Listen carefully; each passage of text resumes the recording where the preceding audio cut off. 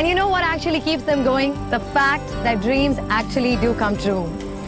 इतिहास गवाह है, चाहे वो कैलाश खेर हो जिन्होंने मुंबई स्टेशन के प्लेटफॉर्म पर कई रातें गुजारी, या फिर Johnny Lever who also has a very inspiring rags to riches story. जो हंसाने का काम करता है वो एक्चुअली बहुत ही खतरनाक काम है।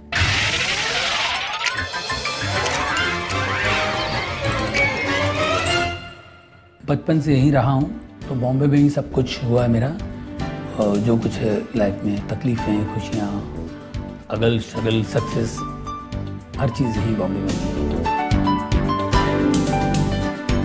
हम जैसे लोग जितने भी हैं उनकी एक ही स्टोरी होती है, उनसे कॉपी करते हैं। मैं तो खैर स्कूल कॉलेज वाले तो गए नहीं, तो स्कूल्स में करता था, स्कूल में भी कोई रिस्पॉन्स नहीं मिला मेरे को।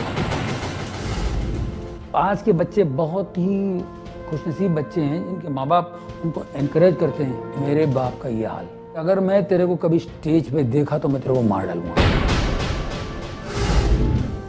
आप यकीन कीजिए, मैं छुप छुप के प्रोग्राम करता था, मेरे कपड़े मैं बाहर रखता था। मैं स्कूल से आता था और पार्ट टाइम जॉब करता था, और वहाँ भी मैं वो हमें काले हैं तो क्या हुआ दिल वाले हैं उस पर डांस करना होता था।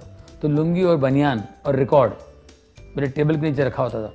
मैं छुट्टी लेकर के मेरे भाई आधे घंटे में आता हूँ, बाजू के मोहल्ले में प्रोग्राम चल रहा है रोड पे, छोटा सा स्टेज है ना मोहल्ले में, तो वहाँ जाके फटाफट लुंगी बन के हाय हाय हाय हमें काले आओ ख्यालों में किया, भाकिया ढड़ांग, फिर से अपना काम शुरू हो गया। पार्ट टाइम जॉब कर रहा था। अब एक बार वहाँ परफॉर्म कर रहा हूँ मैं स्टेज पे, और मेरे बाप एक रबड़ का पाइप लेके कोने में आया, स्टेज पे चढ़ने वाला था, उधर खड़ा होकर मारने के लिए आया मुझे। मैं बाप को देख रहा हूँ और परफॉर्म कर रहा हूँ, बाप को देख रहा हूँ परफॉर्म कर रहा हूँ। मेरा बाप मुझे देख रहा है, पब्लिक को देख रहा है, ऑडियंस को देख रहा है, ये हंस रहे हैं यार, क्या बोल रहा है, और ऑडियंस हंस रही है, कर क्या रहा है यार, ये कुछ तो कर रहा है। वो वापस चला गया, तो उसके समझ में आता ही नहीं था। मेरे डैडी बहुत पीते थे,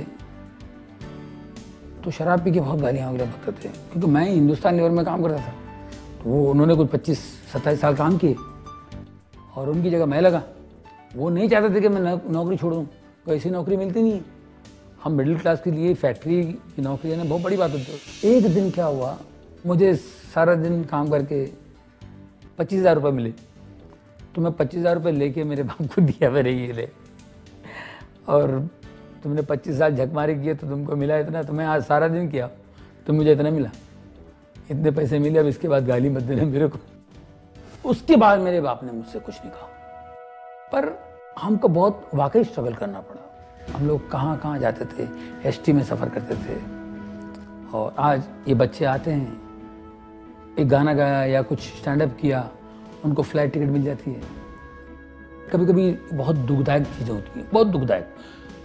तो ये इंसल्ट सहते हुए अपने आप को संभाल के सीढ़ियाँ चढ़ते रहो, ये बहुत मुश्किल काम है। लेकिन ऊपर वाला हर टैलेंटेड, हर आर्टिस्ट को वो सहारा दे देता है, वो स्ट्रेंथ वो दे देता है।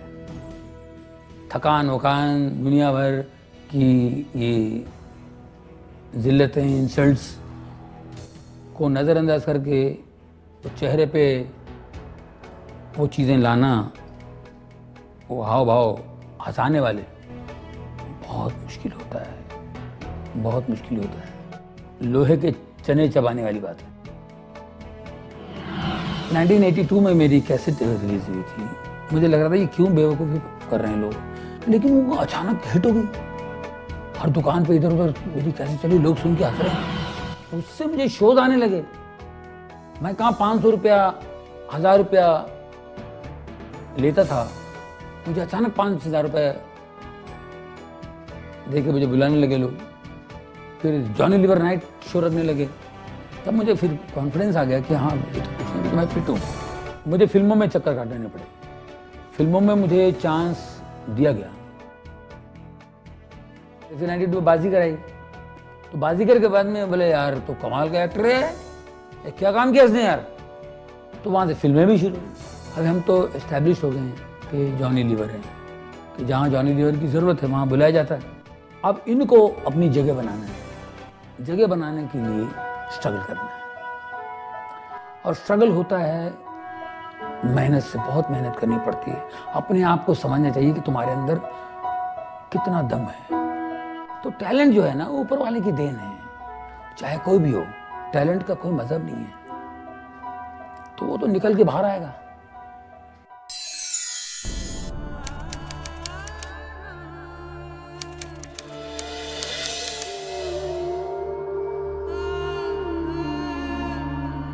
मेरा नाम जफ़र है और मैं बॉबी को लास्ट 6 to 7 ईयर्स से मैं जानता हूँ। 7 साल से बहुत स्ट्रगल कर रहा है। फिर ऑफिस उसके धक्के खाना, प्रोड्यूसर्स इंसल्ट कर दिए थे, क्या तू क्या कर सकता है, तो उसको शायद वो बहुत हर्ट किया था कि ये भगवान ने, नेचर ने जब आपको ऐसे बनाया है तो उसमें तो आपकी कोई फॉल्ट नहीं है। एंड द पेरेंट्स जिसने आपको जन्म दिया, जब वो ही आपको एक्सेप्ट करने के लिए तैयार नहीं है, तो फिर आप कहाँ जाओगे। मैंने सुसाइड भी कमिट करने का कोशिश किया था। I had full phenyl bottle.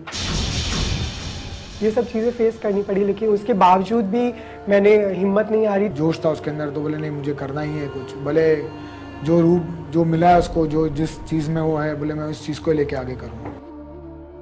वहाँ से मेरी जर्नी स्टार्ट हुई कि रात को मैं बार में डांस करती थी और दिन में मैं स्ट्रगल करती थी। संतोष सिवन ने मुझे जब कॉल किया, उन्होंने मुझे बोला कि फ़िल्म बना रहा हूँ और वो फिल्म है नवरस, और वो फिल्म आप ही कर सकते हो, आपके अलावा वो कोई रोल नहीं कर सकता है। तो उन्होंने बोला उससे पहले एक शर्त है, चेन्नई में एक कॉन्टेस्ट होता है, अगर वो कॉन्टेस्ट के अंदर आप जीत गई तब हम लोग ये फिल्म करेंगे, नहीं तो आप नहीं। मैं वहाँ पर गई, मैंने बहुत ज़्यादा बोलते एक ह्यूमिलेशन जो और आम इंसान से भी ज़्यादा मैंने वहाँ पे सहा। They try to touch my private part and हर तरह से उन्होंने मुझे बहुत तंग किया, बहुत हैरान किया। बट कहीं ना कहीं दिमाग में ये था कि मुझे ये करनी ही है फिल्म और ये कॉम्पिटिशन में मुझे जीतना है। वो सोच के मैंने सब कुछ वहाँ पे टॉर्चर सा, लोग कमेंट तो पहले भी करते थे, अभी और ज़्यादा करने लगे। मुझे मालूम चला कि अंचंद्रा की स्टाइल फिल्म का वो कास्टिंग हो रहा है। वहाँ भी मुझे शुरू में उन्होंने जाने नहीं दिया अंदर। उसके बाद उन्होंने बोला ठीक है आप पिक्चर्स छोड़ जाओ। 3 दिन बाद ही उनके यहाँ से कॉल आ गया और फिर जर्नी जो है वो स्टार्ट हो गई। लेकिन वो कहीं ना कहीं मेरे दिमाग में एक जुनून था अपने आप को साबित करने का, अपने आप को प्रूव करने का कि नहीं मैं भी कुछ हूँ।